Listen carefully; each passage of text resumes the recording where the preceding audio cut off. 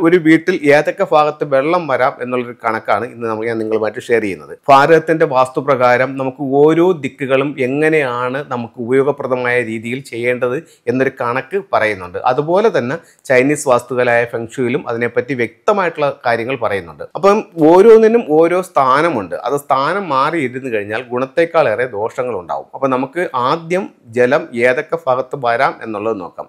ഒന്ന്, വീടിൻ്റെ വടക്ക് വശത്ത് ജലം വരുന്നത് ഫെങ്ഷു പ്രകാരം ഏറ്റവും നല്ലതാണ്. മാത്രവുമല്ല, വീടിൻ്റെ വടക്ക് വശത്ത് ഒരു ജലസംഭരണി ഉണ്ടെങ്കിലും അതിനെ നമ്മൾ ആക്ടിവേറ്റ് ചെയ്യണമെങ്കിൽ, ആക്ടിവേറ്റ് ചെയ്യുകയെന്ന് പറഞ്ഞു കഴിഞ്ഞാൽ ഒരു വാട്ടർ ഫൗണ്ടനോ അല്ലെന്നുണ്ടെങ്കിൽ ഒരു അക്വേറിയത്തിലൊരു മോട്ടറോ ഒക്കെ കൊടുത്തുകൊണ്ട് ആ വെള്ളത്തെ ഒന്ന് ചലിപ്പിക്കുകയാണെന്നുണ്ടെങ്കിൽ നമുക്ക് തൊഴിൽപരമായിട്ട് ഒത്തിരി നേട്ടങ്ങൾ കിട്ടാനായിട്ട് ഈ ഒരു മൂവിങ് വാട്ടർ നമുക്ക് സഹായകരമായിരിക്കും. നിങ്ങൾക്ക് ആർക്കും ഇതൊന്ന് പരീക്ഷിച്ച് നോക്കാവുന്നത്. ഇത്രയേ ഉള്ളൂ. നിങ്ങളുടെ വീടിൻ്റെ വടക്ക് ഭാഗം എടുക്കുക. വടക്ക് ഭാഗത്ത് നമുക്കിപ്പോൾ ഒരു ചെറിയൊരു വാട്ടർ ബോഡി വെക്കുക. എന്നിട്ട് അവിടെ ഒരു മോട്ടർ വെക്കുക. ആ മോട്ടർ വെച്ചിട്ട് ഈ വെള്ളത്തിൽ ഒന്ന് ചലിപ്പിക്കുക. ഒരു ഡെയിലി ഒരു 3 മണിക്കൂറെങ്കിലും ചെയ്യണം. ഒരാഴ്ച നിങ്ങൾക്കൊന്ന് ടെസ്റ്റ് ചെയ്ത് നോക്കാം. അപ്പോൾ നമുക്ക് തൊഴിൽപരമായിട്ട് കുറച്ച് വ്യത്യാസങ്ങൾ ഉള്ളതായിട്ട് നമുക്ക് ഫീൽ ചെയ്യുന്നതായിട്ട് കാണാൻ പറ്റും. അപ്പം നമുക്ക് ഏത് ഭാഗത്ത് വെള്ളം വയ്ക്കാം? വടക്ക് വശത്ത് വെള്ളം വയ്ക്കാം. അതുപോലെ തന്നെ വീടിൻ്റെ കിഴക്ക് ഭാഗത്തും നമുക്ക് വെള്ളം വയ്ക്കാം. കിഴക്ക് ഭാഗത്ത് വെള്ളം വയ്ക്കുന്നത്, കിഴക്ക് ദിക്കിൻ്റെ എലമെൻ്റ് എന്ന് പറയുന്നത് വുഡ് എലമെൻ്റ് ആണ്. അപ്പോൾ ഈ ഭാഗത്ത് വെള്ളം വയ്ക്കുകയാണെന്നുണ്ടെങ്കിൽ നമുക്ക് ആരോഗ്യം മെച്ചപ്പെടുത്താനും ഈ ഒരു എലമെൻറ്റ് സാധിക്കും. ഇതൊരു 5 എലമെൻറ്റ്സിൻ്റെ ഒരു തിയറിയാണ്. ഇത് ഞാൻ വാസ്തുപ്രകാരവും ഫെങ്ഷു പ്രകാരവും ഓരോ ദിക്കുകളും അതിൻ്റെ പരിഹാരങ്ങളും അല്ലെങ്കിൽ അതിൻ്റെ സൗഭാഗ്യങ്ങളെയും പറ്റിയാണ് പറയുന്നത്. അപ്പം നമുക്ക് ഫെങ്ഷു പ്രകാരം എവിടെയൊക്കെ വയ്ക്കാം? വടക്ക് ഭാഗത്ത് വെള്ളം വയ്ക്കാം, അതുപോലെ കിഴക്ക് ഭാഗത്ത് വയ്ക്കാം, അതുപോലെ തെക്ക് കിഴക്ക് ഭാഗത്തും ഫെങ്ഷു പ്രകാരം വെള്ളം വയ്ക്കാം.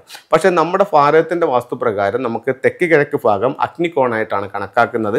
അവിടെ വെള്ളം ചില വീടുകളിൽ ചില ബുദ്ധിമുട്ടുകൾ ഉണ്ടാക്കും. അപ്പോൾ ആർക്കെങ്കിലും തെക്ക് കിഴക്ക് ഭാഗത്ത് വെള്ളം ഇരിക്കുമ്പോൾ എന്തെങ്കിലും തരത്തിലുള്ള ബുദ്ധിമുട്ടുകൾ നമ്മുടെ ജീവിതത്തിൽ ഉണ്ടെന്നുണ്ടെങ്കിൽ ആ വെള്ളം അവിടുന്ന് ഒഴിവാക്കാവുന്നതാണ്. അതുപോലെ ഭാരതത്തിൻ്റെ വാസ്തുപ്രകാരം നമുക്ക് ഈശാന കോണിൽ വെള്ളം വയ്ക്കുന്നത് നമ്മളുടെ അക്കൗണ്ടിലേക്ക് കൂടുതൽ സമ്പത്ത് വരാനായിട്ട് നല്ലൊരു റെമഡിയായി വാസ്തുവിൽ അതിനെ പറയുന്നുണ്ട്. അപ്പം നമുക്ക് നോർത്തിൽ വയ്ക്കാം, നോർത്ത് ഈസ്റ്റിൽ വാസ്തുപ്രകാരം വയ്ക്കാം, ഈസ്റ്റിൽ ഫെങ്ഷു പ്രകാരം വയ്ക്കാം, സൗത്ത് ഈസ്റ്റിലും ഫെങ്ഷു പ്രകാരം വെള്ളം വയ്ക്കാം. സൗത്ത് ഈസ്റ്റിൽ വയ്ക്കുമ്പോൾ നമ്മളൊന്ന് ചെക്ക് ചെയ്ത് വെക്കുന്നത് ഏറ്റവും ഉത്തമമായിരിക്കും. ഇനി നമുക്ക് വെള്ളം വന്നുകൂടാത്ത സ്ഥലങ്ങൾ ഏതെന്ന് വെച്ച് കഴിഞ്ഞാൽ, ഒരു കാരണവശാലും വീടിൻ്റെ തെക്ക് ഭാഗത്ത് വെള്ളം വരുന്നത് ഫെങ്ഷു പ്രകാരം ഒട്ടും നല്ലതല്ല. എന്താണെന്ന് വെച്ച് കഴിഞ്ഞാൽ, ഞാൻ നേരത്തെ പറഞ്ഞു ഒരു 5 എലമെൻറ്റ്സിൻ്റെ തിയറിയാണ് ഇവിടെ വർക്ക് ചെയ്യുന്നത്. അപ്പം നമുക്ക് വടക്കിൽ വാട്ടർ എനർജി ആണെങ്കിൽ തെക്കിൽ നമുക്ക് അഗ്നിയുടെ ഫയറിൻ്റെ എനർജിയാണ്. അപ്പോൾ നമുക്ക് അവിടെ വെള്ളം കൊണ്ട് വെക്കുകയാണെങ്കിൽ സ്വാഭാവികമായിട്ടും ഈ അഗ്നി കെട്ടുപോവുകയും, അപ്പം തെക്ക് വശത്ത് ഫെങ്ഷു പ്രകാരം പറയുന്ന സൗഭാഗ്യങ്ങൾ എന്ന് പറയുന്നത് പേര്, പ്രശസ്തി, അംഗീകാരം, വിജയം, ഇതൊക്കെ തെക്ക് വശത്താണ് നമുക്ക് പറയുന്നത്. അപ്പോൾ നമ്മൾ ഇത്തരത്തിലൊരു വാട്ടർ ബോഡി നമ്മുടെ വീടിൻ്റെ തെക്ക് ഭാഗത്തുണ്ടെങ്കിൽ ഇതെല്ലാം നമുക്ക് റിവേഴ്സിൽ സംഭവിക്കുന്നതായിട്ട് നമുക്ക് ജീവിതത്തിൽ മനസ്സിലാക്കാനായിട്ട് സാധിക്കും. അതായത് നമ്മുടെ പേരും പ്രശസ്തിയും എല്ലാം നഷ്ടപ്പെട്ടു പോയി, നമുക്ക് അപവാദങ്ങളും മറ്റുള്ള കാര്യങ്ങളൊക്കെ നമ്മുടെ ജീവിതത്തിലേക്ക് വരാനായിട്ട് ഈ തെക്ക് ഭാഗത്തെ വെള്ളം മൂലം സാധിക്കുന്നതാണ്. അപ്പോൾ അത് നമുക്ക് ദോഷകരമായിട്ടാണ് സംഭവിക്കുന്നത്. ഇപ്പോൾ നമുക്ക് വടക്ക് ഭാഗത്തെ ജലം നമുക്ക് തൊഴിൽപരമായിട്ട് അഭിവൃദ്ധി തന്നെങ്കിൽ തെക്ക് ഭാഗത്തെ ജലം നമുക്ക് എന്താ തന്നിരിക്കുന്നത്? നമ്മുടെ പേരും പ്രശസ്തിയൊക്കെ കെടുത്തുകയാണ് ചെയ്തത്. അതുകൊണ്ട് എപ്പോൾ നമ്മൾ വെള്ളം കൈകാര്യം ചെയ്യുമ്പോഴും വളരെ ശ്രദ്ധയോടുകൂടി കൈകാര്യം ചെയ്യണം. അതുപോലെ തന്നെ ഫെങ്ഷു പ്രകാരം ജലം സമ്പത്തായിട്ടാണ് കണക്കാക്കുന്നത്. ഇപ്പം നമുക്ക് പല വീടുകളിലും നമ്മൾ കൺസൾട്ടിങ്ങിന് ചെല്ലുമ്പോഴത്തേക്കും നമുക്ക് കാണാനായിട്ട് സാധിക്കും, പല ടാപ്പുകളും ലീക്കായിരിക്കും, അല്ലെങ്കിൽ ഇങ്ങനെ വെള്ളം പല സ്ഥലങ്ങളിൽ നിന്നും പൊട്ടി ഒലിച്ച് പുറത്തേക്ക് പോകുന്ന രീതിയിൽ നമുക്ക് കാണാൻ പറ്റും. ഉറപ്പായിട്ട് നിങ്ങൾ മനസ്സിലാക്കുക, നിങ്ങളുടെ വീട്ടിൽ അത്തരത്തിലൊരു പ്രോബ്ലം ഉണ്ടെന്നുണ്ടെങ്കിൽ നിങ്ങൾ അറിയാതെ നിങ്ങളുടെ കയ്യിൽ നിന്നും പൈസ ചോരുന്നുണ്ടാവും. നിങ്ങൾക്കൊന്ന് ചെക്ക് ചെയ്ത് നോക്കാവുന്നതായിരിക്കും. അപ്പം ഇത്തരത്തിലുള്ള പ്രശ്നങ്ങളുണ്ടെങ്കിൽ നമുക്ക് നല്ലൊരു ഫെങ്ഷു കൺസൾട്ടിനെ കാണിച്ചുകൊണ്ട് വീടിൻ്റെ ഓരോ ദിക്കുകളും പരിശോധിച്ച് അതിനെ കറക്റ്റ് ചെയ്യുകയാണെന്നുണ്ടെങ്കിൽ നമ്മുടെ ജീവിതത്തിൽ ഒത്തിരി സൗഭാഗ്യങ്ങൾ കൊണ്ടുവരാനായിട്ട് ഫെങ്ഷുയിലൂടെയും വാസ്തുവിലൂടെയും നിങ്ങൾക്ക് സാധിക്കുന്നതാണ്. ചില ടൂളുകളിലേക്ക് പോകാം നമുക്ക്. ഇതൊരു 3 ലെഗ്ഡ് ഫ്രോഗ് ആണ്. അതായത് മുക്കാല് തവള, 3 കാലുകളുള്ള ഒരു തവളയാണ്. ഇതൊരു സിംബോളിക് ഫെങ്ഷുയുടെ ഭാഗമാണ്.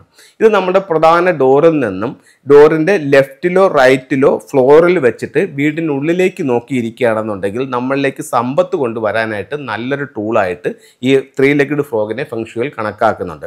ഇതിൻ്റെ ചുണ്ടിൽ ഒരു ചൈനീസ് കോയിനും ഇരിക്കും. ആ ചൈനീസ് കോയിൻ്റെ 2 സൈഡുകളാണുള്ളത്, യാങ് സൈഡും ഇൻ സൈഡും. 4 ലെറ്റേഴ്സ് ഉള്ള സൈഡ് യാങ് സൈഡും അത് 2 ചിത്രങ്ങളുള്ള സൈഡ് ഇൻസൈഡുമാണ്. അപ്പോൾ യാങ് സൈഡ് മുകളിൽ വരുന്ന രീതിയിൽ ഇത് വെക്കാം. അപ്പോൾ ഇത് പറയുന്നതെന്ന് പറഞ്ഞു കഴിഞ്ഞാൽ 3 കാലുകളുള്ളൊരു തവള എല്ലാ സൗഭാഗ്യങ്ങളോടും കൂടി ഒരു ചൈനീസ് കോയിനും കടിച്ചു പിടിച്ച് നമ്മുടെ വീട്ടിനുള്ളിലേക്ക് കടന്നു വരുന്നു. വീട്ടിനകത്ത് കയറിയിട്ടോ നമ്മളുടെ ബെഡ്റൂം ഏതാണോ ആ ബെഡ്റൂമിലോട്ട് ഇത് അല്പം ഒന്ന് ടിൽറ്റ് ചെയ്ത് വെക്കുന്നത് നമ്മളിലേക്ക് സമ്പത്ത് കൊണ്ടുവരാനായിട്ട് നല്ലൊരു ടൂളായിട്ട് ഫെങ്ഷുയിൽ ഈ 3 ലെഗ്ഡ് ഫ്രോഗിനെ കണക്കാക്കുന്നുണ്ട്. അപ്പോൾ എല്ലാവർക്കും എല്ലാ ഐശ്വര്യങ്ങളും ഉണ്ടാവട്ടെ എന്ന് പ്രാർത്ഥിച്ചുകൊണ്ട് നിർത്തുന്നു. നന്ദി, നമസ്കാരം.